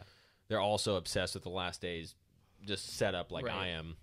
But I was like, these guys are never going to want to do a split with us because we're new. Yeah. And I don't know if I'm supposed to say this or not, but we are doing a split with Active Stenosis. So we recorded, and then with these 2 albums I sent, we recorded at my folks, and then I sent them off to get them mastered by this guy in Brazil. Oh, sick. And he does it for $37. But anyway, then we recorded our side of this split with Active Stenosis. He's still working on his. Yeah. I'm very, very, very happy with it. Yeah. And that's when now you're really gonna get me talking. But that, and for this new stuff, I spent way too much money on getting basically the same or very similar to the Last Days of Humanity guitar rig. Oh, sick. So we got that guitar tone. Huh. So, and then a friend of mine, Blaine, he did bass on that recording too. And then we got this new guy. I don't know if you've ever met. His name's Josh Portalis, and he does Brawler. He's like one of the chillest people I ever met, and I don't know how he did it either. But we were preparing for a show, secret show, that it didn't happen. But we were like, do you think we could play like 14 of these songs like with bass, like memorized? Yeah. Like that's what blows my mind is like this dude Josh. Shout out to Josh, great friend. That guy learned all those riffs that all sound the same, and he nails them. So that's sick. Well, whenever there are shows, that'll be amazing to see. Then I'm looking forward to it. Yeah. Right now we're working on an LP, right? Yep, full length, and I think we're like 10 songs in. And that rules. And I'll mind you, it's not 10 songs that are improvised, but it's all calculated by basically Riley writes everything. That's sick. But anyways, that's my MVA tangent right there. Well, no, that's sick. I feel like we went over a lot of and then the one project we haven't talked about. I know it's over, but Metaragia. Oh yeah. How do you pronounce it, by the way? I think that's how I say it. I think it's Metaragia. Okay, that makes more sense. I did one of those Google say it. Yeah. Because I was pronouncing it wrong for a long time. Yeah. So. Well, it's like it's one of those things where I had to learn how to see it in my head. You know. Yeah, totally. Well, okay, I know that project isn't active anymore, but when did that one start, like, as you were doing Gore Noise projects at the same time, or when did that start? It was, I started with the Gore Noise stuff, which is kind of a backwards way of doing it. Yeah. But then I was like, because when Vaginal Mustard kind of stopped, we stopped playing shows, I was like, I wanted to have a project that wasn't just like it was more calculated. Yeah. So it started it originally started I think late 2016. I wanted to just do more of a serious, like at the time I wasn't playing much guitar. And I was like, man, I want to get back into guitar and actually write riffs. And a lot of that stuff, including the old stuff, it's tuned. Well, I progressively started to tune lower, but it's hard to tell kind of what. But there, for anyone that's wondering, there are riffs. Yeah. And the old stuff I recorded on a 4-track. It was just, there wasn't bass. It was just, I would just come up with drum parts and record that, then write the guitar to the drums, and then do vocals. I did like 3 releases like that, and I really, in all honesty, can't really remember recording them for all sorts of different reasons, but I didn't think they were that great. And then the whole time I was like, oh, I want this old school kind of like, Last Days is always an inspiration, but I wanted to have this D-beat thing down, but I didn't. So I was like, well, Dead Infection drums aren't that crazy. I was like, I kind of shot for a Dead Infection thing. And then I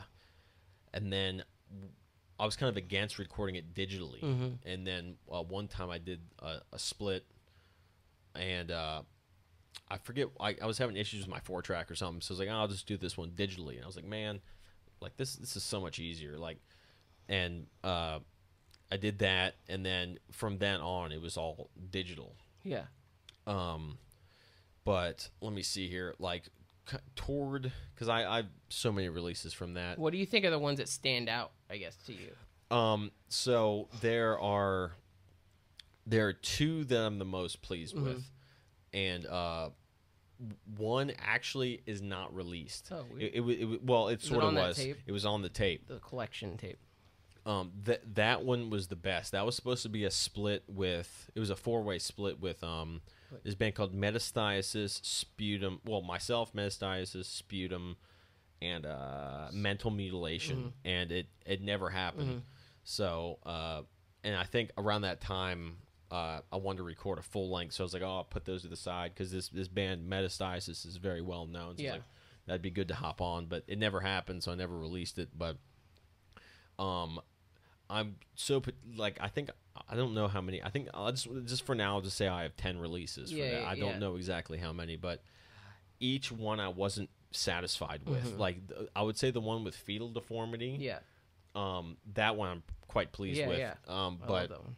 But what was weird is I recorded like 12 minutes of tracks for that, and then I don't know why, but I selected. I was like, oh yeah, the 7-inch, right? It's like I got the timing confused, so I was like, okay, I gotta select these couple tracks, Right.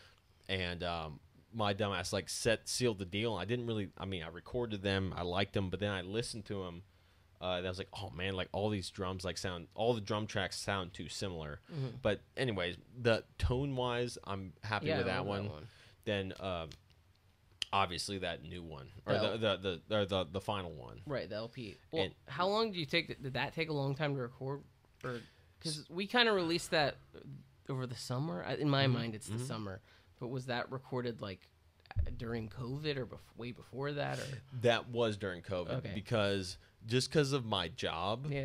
I'm like most of the time like I'm just too wiped out during the week to do any serious recording. And then the weekend I'm usually booked up with something. So I was running during that period right before COVID. I just didn't have that much time to record. And then for the first time ever, I had like a month off work, and I've been working there for 8 years. Right. So I was like, holy shit, I got time to do stuff. Yeah. So I think because how I did that project is it's again a backwards way of doing things, but I come up with drum patterns in my head, and I'll lay those down, and then I'll write the riffs to the drums. And I really love I mean, obviously we released the LP, so I like it, I love it. But I think it's interesting because to me it stands out as I feel like you mixed it in a way that was all your own. I don't know if that makes sense. Where it's like it stands out. There's all. I don't know. Is there a specific way? Maybe I'm crazy, but what were you thinking when you were doing mixing? Because I feel like the drums stand out. That there's not the vocals aren't a huge upset over. I guess could you talk about the mixing of it a little bit? Certainly. So that album was professionally mixed and mastered. And I'd never done anything like that before. I think the Car Sold stuff was the first thing I ever had mastered, or it was part of something I had mastered. But this guy, his name's Glesio, and he's from Brazil. He reached out to me and was like, hey, if you ever want anything pro mix mastered, let me know. And the first thing I think is like, oh, man, I don't have money for that. Yeah. And he's like, no, I'll do it for free in exchange if you just send me some copies of it. I was like, deal. Yeah. It's like 6 copies or something. It's the true underground vibe. Yeah. And I had no idea it was going to sound that good. But if you're listening, Glasio, no offense, but like I have 2 mixes of that album. I have the one that I did myself, then I have the one that he did. And it compressed the guitar a lot in the LP mix. So it's kind of, I went originally from, I don't know how much you know about guitar tunings. No, it's fine. So is there a different mix for the CD version? It's the same mix, but I had, before he offered to do it, I had this original mix that it sounds way weaker than the final one. Okay, gotcha. But the guitars, you can hear the riffs much better in my mix, but it got compressed, which is fine. Right. But it's tuned so low, like I'm in it's drop F, which is ridiculously low. Right. To where, and with one of those HM2 Boss HM2 pedals, so and those are so noisy, like it's already hard to tell what's going on. Right. And then I have this my bass. I have this custom low string that's it sounds like a piano. Right. But anyways, The guitar got compressed a bit. Not that you could tell too much what's going on in the first place, but the drums, I loved how the drums sounded. Mm-hmm.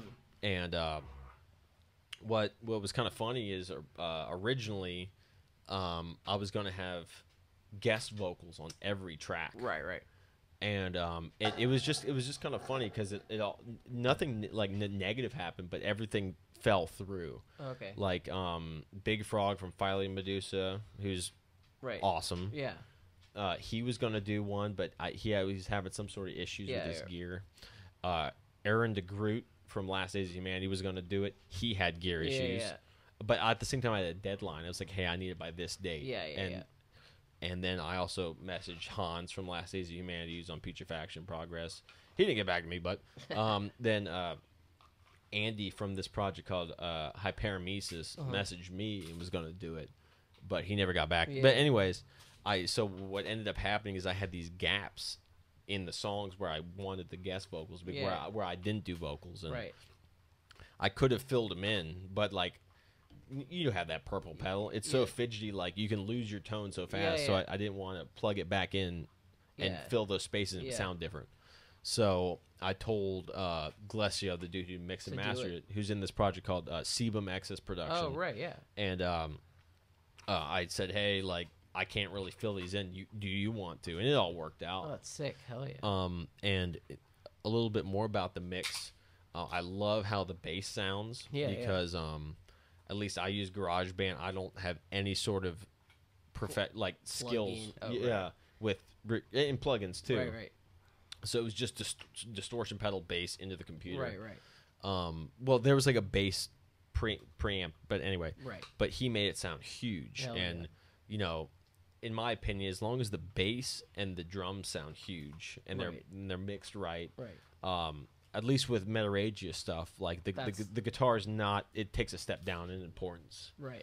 But, and what I at first wasn't happy about, but then I liked was that the vocals are mixed kind of low, like they're not overwhelmingly loud. Yeah. Like most of the time they are. Right. But they're kind of buried a little bit. Well, which that's I what like. I mean. I like it a lot too because you can hear if you want a Gore grind band that sounds like X, Y, or Z, you can hear that, and I think it stands out in a really interesting way. And then of course Riley's in like the ambient things he did are fucking sick too. No, and I'm kind of at this weird point where I'm starting to become anti-samples. Oh yeah. At least for the Gore grind stuff. Yeah. But for that one, I wanted to include, and listening back, I'm sort of like, man, those drag on. But I was trying to end. The whole plan was that to be the final album. Yeah. And I was like, well, old Metaragia stuff had the samples, so might as well just keep it. I think it's to me, it doesn't feel like, and not there's anything wrong with cheesy like, Mortician long samples. They're probably the ultimate longest. Yeah. But I think Riley did a thing that was cool where it's like samples that feel like, I don't know, like when you listen to, I know it's a different genre, but Devourment. The opening to where it's like this guy talking about being schizophrenic, where it's just like creepy and full of like mood. And that's Joseph Callinger. That you should watch that interview. It's wild. Hell yeah. But yeah, it has that amp. That's you nailed it. Like that's what inspired that. It doesn't feel like dated or like and cheesy can be good too. Like using it on the right project. But anyway, I think it totally works. I'm glad. But yeah, no, that's. When I heard that mix, it was kind of funny is I actually showed my dad that. Whoa. I mean, he listens to nothing that I make. Right. Like he'll because back at that time I still had the apartment with Riley, but I was staying at my folks kind of to clear my head. Yeah. And he has zero interest in any of that, and none. Yeah. And I showed him. Like he's like, I was like, man, like check this out. Like I got this master. Like, what do you think? And he just walked away. Well, there you go. It's just like, yeah. But no, long story short, I'm very happy with that, and I infinitely appreciate you putting that out. Oh, of course, and getting that out there. Thank you. I think I'm talking about myself. Whatever. I think all that what I want to do or we want to do with the label is to support things that we think are interesting and honest and truthful and beyond the dog, beyond like whatever the genre is. But I think another thing is just like trying to make it be cheap and available for people. This is kind of a tangent, but like, you know, people talk about like art school or like the art world or something like that. And the thing that always bummed me out about the art world is like people creating things, and maybe they're like beautiful or great things, but they're only available to like really rich people, or like you have to be at the art gallery at the time. To me, it's all about like people, and maybe this might sound pretentious to somebody, are making art projects that are meaningful to them, and that includes Gore Noise or Power Electronics or Gore Grind, and making like 200 LPs or 300 CDs and making those things like cheap and available for people. Anyway, you know what I mean? And I think people all over the world appreciate that from you guys. Well, and I think, and that's like when people are like, oh man, there's, you know, whether people worry about like social media, the internet, or like how the underground, you know, I wasn't around for like 1993 death metal, obviously, I feel you. But there's enough people like us and our friends and people we know that really care, and that's what matters. You know, it's just interesting when people are like it's okay, you know. I've told plenty of like people, like my mom or other people, like there doesn't need to be like 20,000 or 100,000 people listening to this. It can be like 100 people or 400 people or 50 people or 20 people, and those people care enough that it's meaningful. You know what I mean? Oh, totally. Yeah, and I think things get lost in like the kind of like, here's my record, you know, I'm guilty of it, whatever. Like, here's these things. That's the bad side, right? Like, here's some objects that I own that cost a lot of money, right? That can feel like hollow or whatever. But to me, the coolest thing is like when you were describing Roland like giving you like a tape with like a rubber band. Mm-hmm. It's like, no, this is this thing that this person created, and maybe they thought 2 people were going to hear it, and maybe 1 person did, and it's meaningful, you know?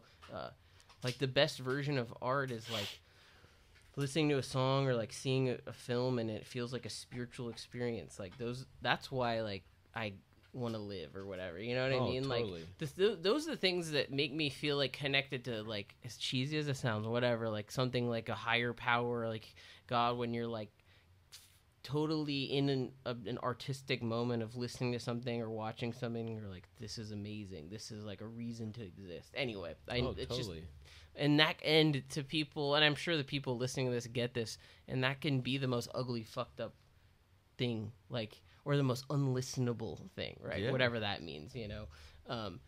And that's why we do it now. Well, we've talked about a lot. Well, one thing I want to add though is just like you love like horror movies, like exploitation films. During all this, like, I mean, you mentioned being a kid and seeing like Indiana Jones, but do you remember what age or like when you really started to watch like horror films or extreme kind of cinema stuff? Or yeah, so like if this kind of goes back to the beginning of this interview, like with the protective kind of thing of my folks, like let me see here, like what kind of before when I was getting a little bit older, maybe like 13, 14, I think, and this is back when Netflix was like, you know, you'd order the DVD and they mail it to you. So my dad showed me, let me see here, like Braveheart and The Patriot and stuff like that. Right. With those, I watched Braveheart the other day. I was like, oh, Mel Gibson, yeah. But I was like, damn, that movie's brutal, and it's an amazing movie. Yeah, for sure. But that, like some of those like just over the top ridiculous, just slaughter medieval battlefield things. Yeah. I was like, I want to see more of this kind of stuff. Yeah. And but then I remember I went over to a friend's house and we watched. I'd always heard of this when Saw just came out, and I was heard as like, man, that must be the most extreme thing ever, you know? Yeah.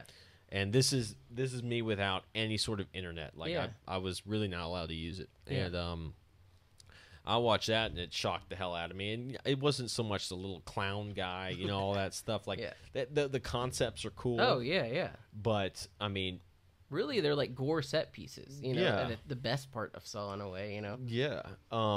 Exactly. And like, I thought what was weird is I was really into the effects of it. Yeah, you know? for sure. And just like what looks real, what doesn't. Mm-hmm. At the time, like this is before I started looking at like best gore and all that crap. Yeah. But R.I.P. best gore. It's gone by the way. Yeah. But then I think the one that made like a huge impact was oh shit, I saw August Underground. Oh hell yeah. That's when like right when my folks allowed me to use a computer. I still don't have a laptop, Right. but I looked up like most shocking movies ever on Google, and that was like number one. It's like I have to see that, and that blew me away. And that was like, man, I want to freak all my friends out and show them this. And that changed a lot, even though it's fake, obviously. Not even obviously. It looks pretty damn real. Yeah. But that one, that really got me into that kind of stuff. It's like, and then also that becomes its own genre of like the snuff genre. Yeah. Right, totally.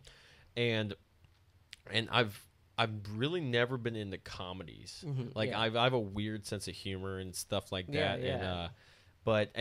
And I guess I don't want to give off the impression too much that it was just anything shocking that I was looking for. And kind of at the same time, I kind of when I met some of the guys in Vaginal Mustard and stuff like that, and then eventually Roland, that I was like became a sample fiend.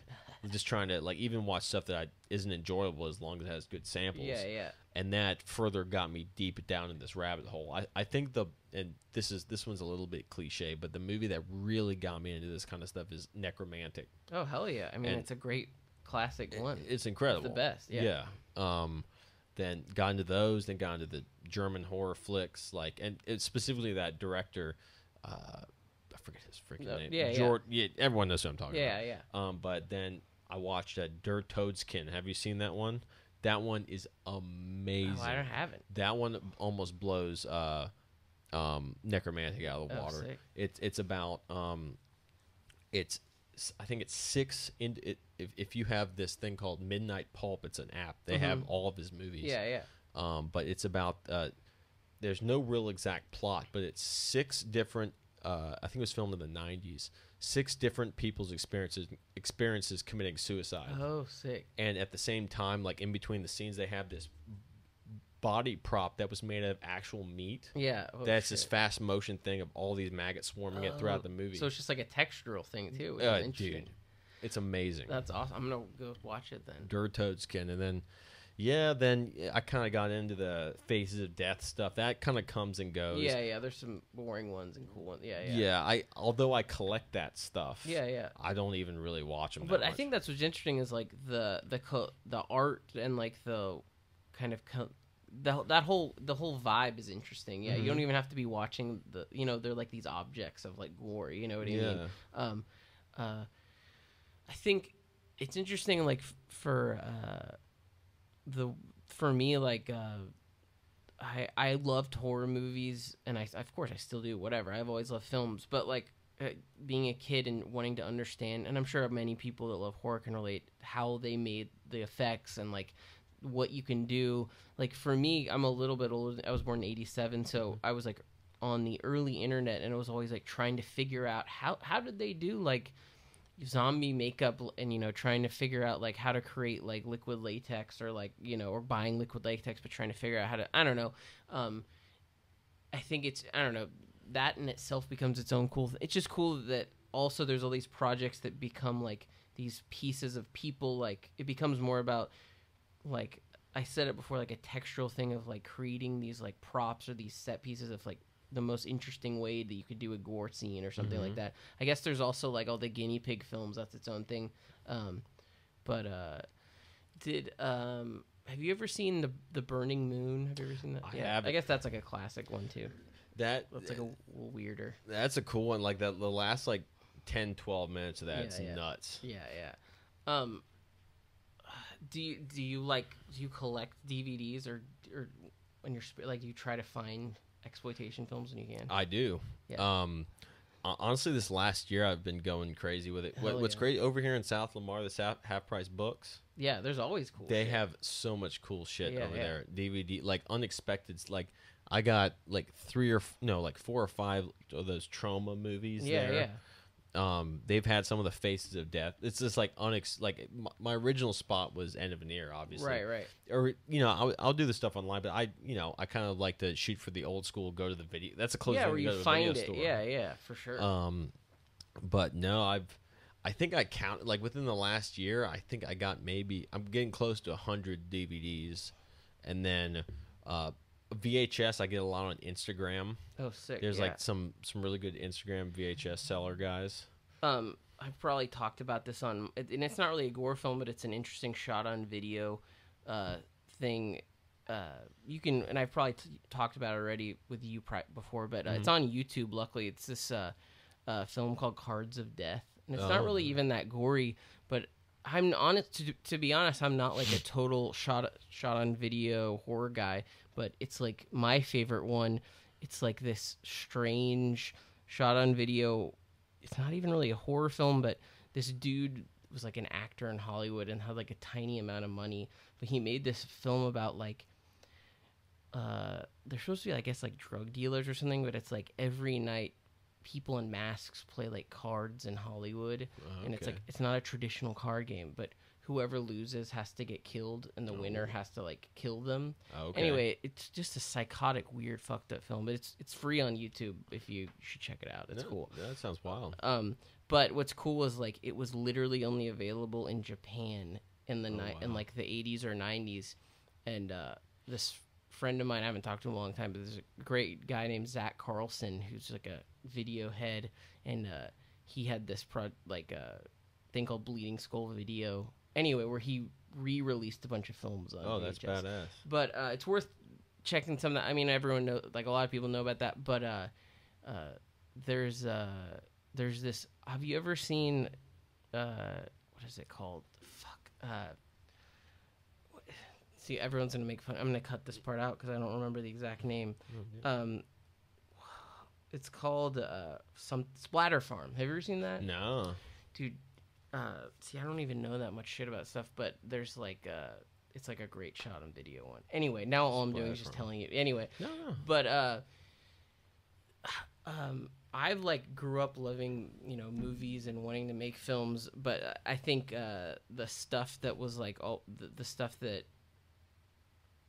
blew me away was like I was just rewatching like early Todd Solondz stuff. Have you ever seen Happiness? Have you ever seen that? I don't think so.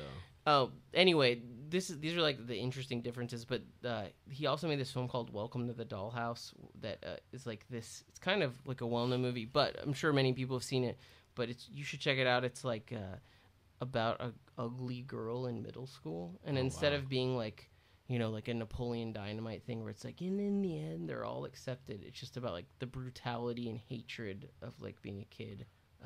That sounds wild. Yeah, pretty visceral. Well, okay. Well, I'll wrap this up. But what's next? You're doing a maggot vomit LP. What else is there anything else you're messing with? Yeah. So it's the at least my main focus is Maggot Vomit After with Riley, just because it's a group effort. And these days, as I'm getting older, it's like I really enjoy working with other people. It's like a true band, because I've been doing stuff solo for so long, But no, and then I have this newer like gore noise thing. It's called Goulash of Emetic Waste. Oh hell yeah. It's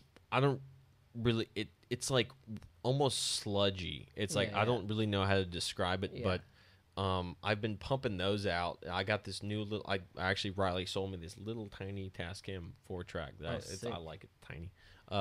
But I've been recording that stuff on there, and then I got a split with Big Frog from Fogle and Medusa. Oh, sick! I saw that. I'm very happy about that because apparently I don't want to put words in his mouth. But he actually reached out to me, which I was blown away by. Like which a classic project. It's usually me begging, Yeah. But he wants to do. I won't give too much information away, but some really crazy, out of this world packaging for the stuff. Sick.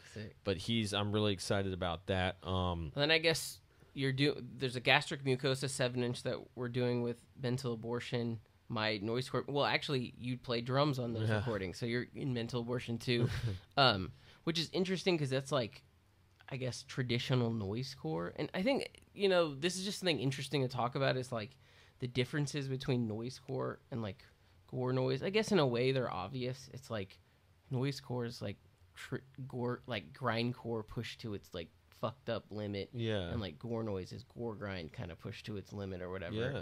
But I don't know. I think it's for me, like, I'm a fucking poser, right? I'm a dumb hardcore guy. No, but what's interesting is like I slowly understanding how the differences and like how I felt about them. Like, again, like sometimes you can hear a project and you're like, I don't even know what the difference is between this. Like understand, and then that's, I think, what's interesting, because Anal Birth was the last thing on your project, that list. Anal Birth, in my mind, he, in a lot of ways, he created Gore noise, but really it still has a foot in noisecore in a way. Exactly. Like, I don't know if you ever listened to that interview with him. There are a couple, but he describes that basically he describes Anal Birth minus the pitch shifted vocals as, I think this is what he says. It's like anal comp, but with the humor stripped out. Right, totally. So basically noisecore. Yeah.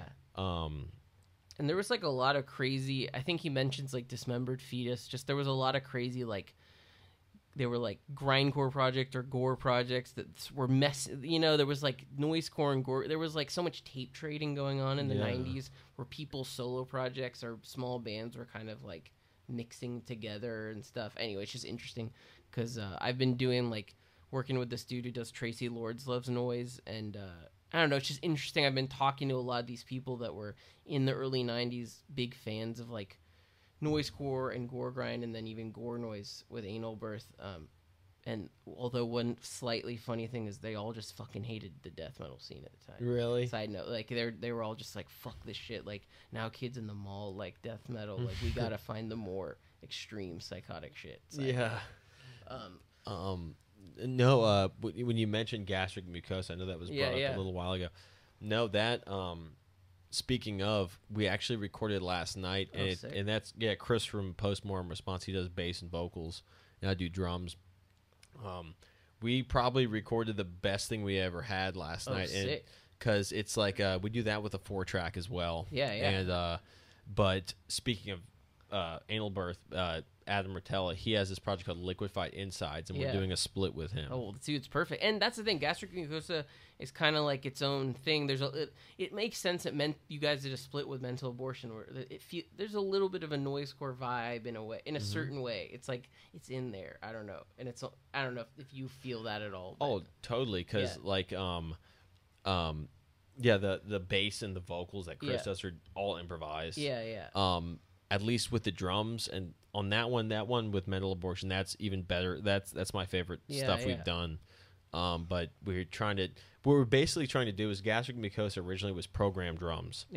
And but then I was like, well, I could probably play something similar to this, and but we're basically trying to replicate programmed drums with real drums, which means I don't know if you know what the gravity blast is.